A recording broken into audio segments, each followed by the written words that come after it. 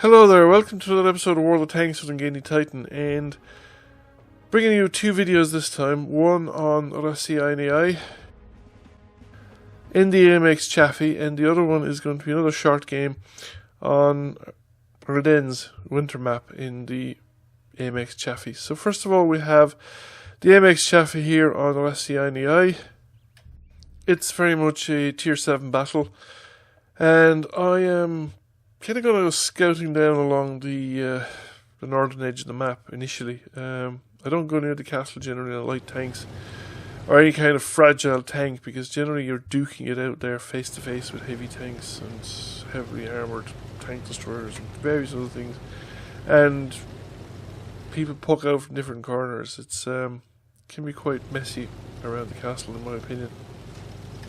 Can be the place to go alright if you have the heavier tanks, and it's where you will find a lot of the enemy team, whereas you really need mobility to get across the map and down to this side to be of any use on this side of the map. Now I am pushing down forward, but the team is actually evolving quite slowly behind me, and there's a heavy and a light tank there to the north. They're not making great efforts to advance, you would say, and they're coming along the edge of the map too, so we've spotted a comet on the ridge in front of us.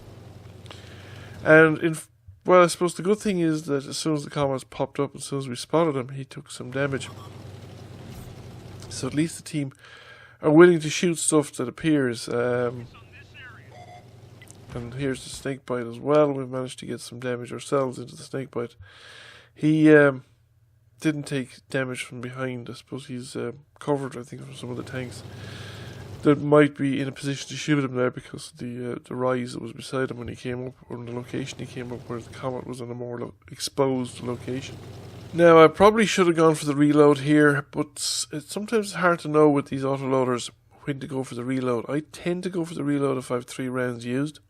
I don't tend to do it that much if I have only 2 rounds, particularly on these French reloaders that have relatively limited amounts of ammunition.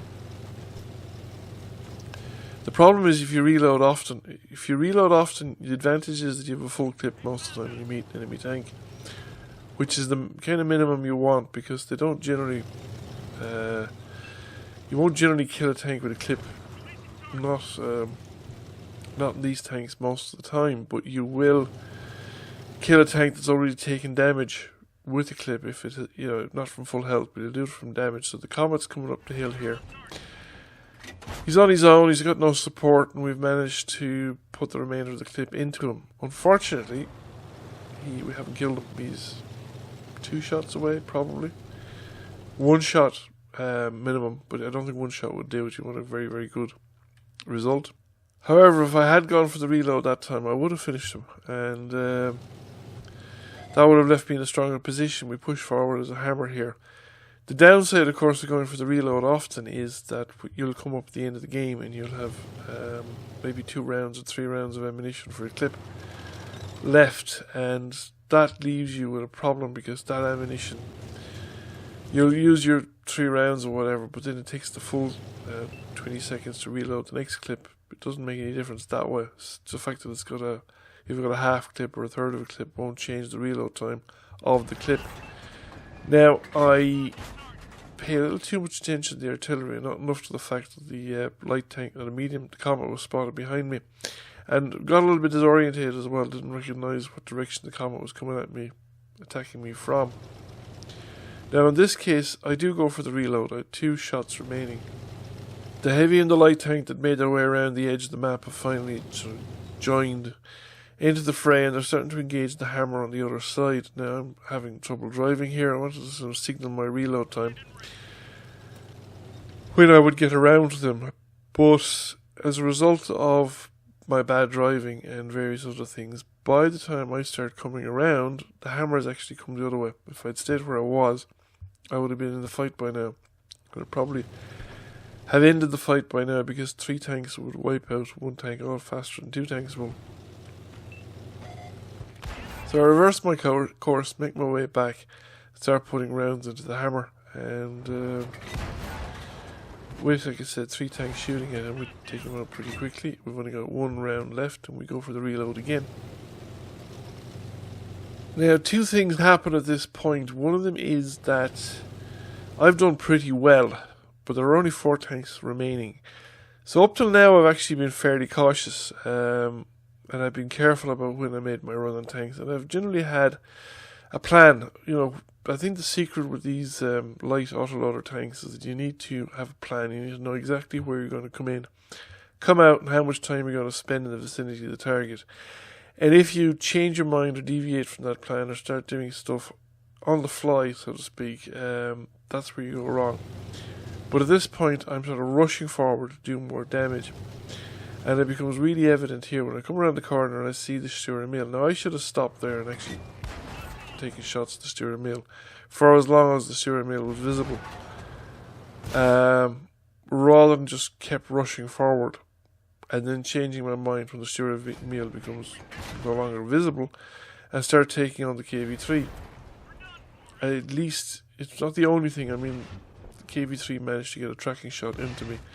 But I think if I had exactly known what I was doing, if I had been operating with a plan, it would have been much harder for the KV3 to land the tracking shot in the first place. I think it's just the difference between having the plan and not having the plan is that you actually are that little bit harder to hit when you know exactly what it is that you're intending to do. Now, it made no overall difference to the game, to our team. It didn't cost us the match or anything like that. It didn't really cost me a whole lot, other than the opportunity to put a few more rounds perhaps into a tank. We still got a second class mastery, we got 1800 experience, damage, and we were number 1 by experience in our team, so can't say that I did badly out of it. But I do think that you need a kind of a razor focus when you're moving in on a tank with these light tanks, particularly the light autoloaders. Light tanks in general, I think it helps that if you sometimes circling a tank works, but you need to position yourself so that you can approach close without getting shot at, and that's one of the things that I didn't do there. Now we're on the Ardennes with the same tank, and it's much more of a tier 8 battle. And for a long time, I did not like the Ardennes map. I'm still not a fan of the Ardennes map, but I used to hate this map. It used to confuse the hell out of me. First of all, I always got lost in it. I just got disorientated with all the ridge lines were all the same, the white on white, and just looked the same no matter where you were. And I'm only really learning the map in fairly recent times. The other thing was that I often found it difficult to actually locate tanks, even ones that were spotted. I know there's icons on top of them and all that sort of stuff, but I often found it difficult to actually locate tanks in this map, just with the white on white again, the lack of contrast. Now in this case, my plan was literally to come out. I didn't want to fight or engage anyone. Come out and see what was to be seen, and then get back into cover as soon as possible. Preferably without running into walls. That could have been bad. But then lose the spot in the town. But just come out and see what was to be seen. And the fact that I came out and managed to get some spotted damage was sort of an indication that the team is a bit on the alert side and they're paying attention. So now I'm doing the same thing again. I'm just coming out. I want to make a quick run around here and see if I can see anything.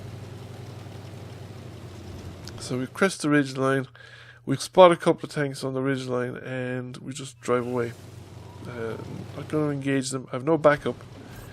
It's more to indicate to my team that these people are out here and give them the opportunity to redeploy before they already get engaged.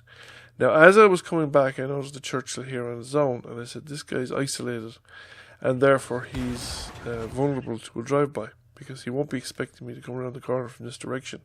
Now, again, the idea is to get out, get in, get out, keep going. As it turns out, I finished him off, but the keeping going is still important because he's not completely alone.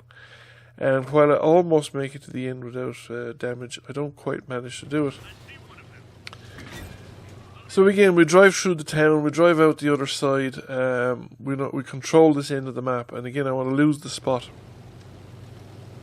Now there's no sign of enemies coming in from the 0 line or on the 9 line, so they don't seem to have come down that way. But I want to sort of make sure that they haven't. So part of the reason I'm coming out this way is that the enemy don't kind of slip in around behind us.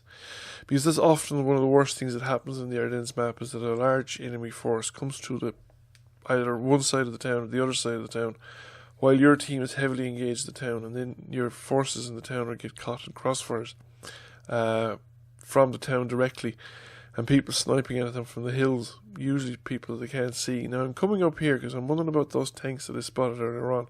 Are they still up there? Have they advanced further? What will I see when I crest the ridgeline? Now, crest the ridgeline, I don't see anything.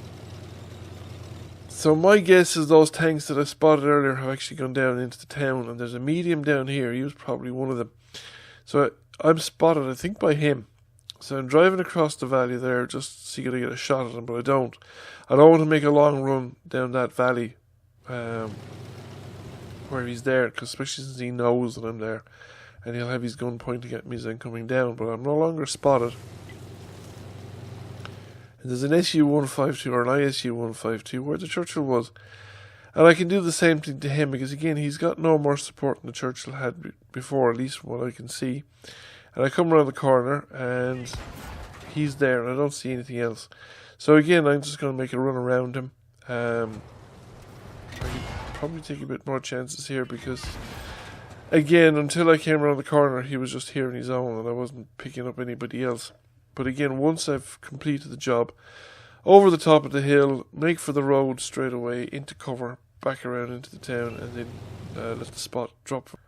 At this point, we're beginning to dominate the fight again. Now, I want the spot to drop for me again. We have two tanks over by the end of the town there, where the church is, on the sort of eastern end of the town, and they're engaged in that medium.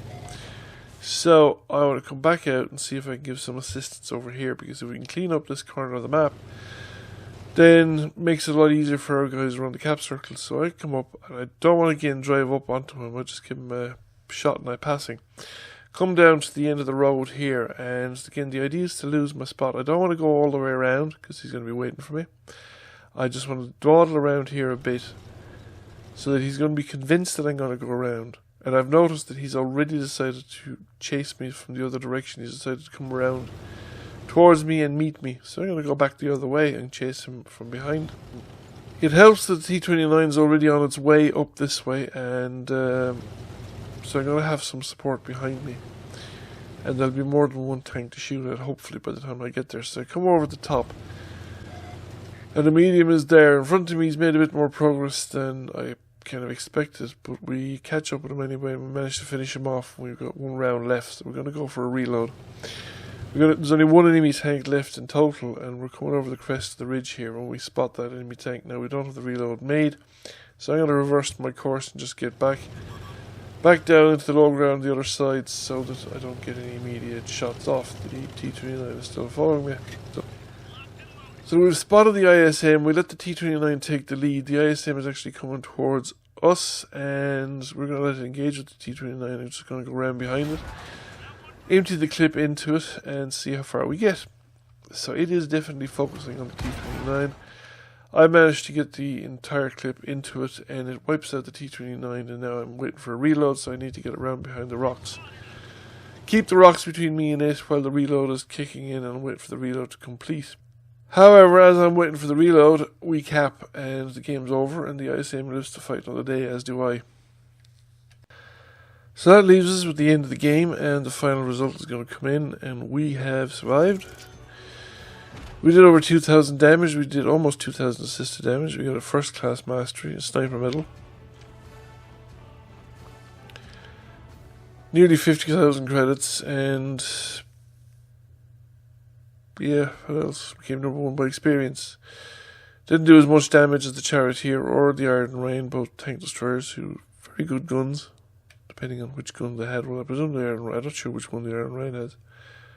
But if the Charioteer has the 105mm gun, that's a really good gun and can really dish out the pain, like in very, very effective. So I like the AMX Chafee, and I'm going to be revisiting it from time to time, I think, along with a few other tanks. I won't be just doing the grind straight through. I don't think I could manage that. This is a little bit on the tedious side at the moment.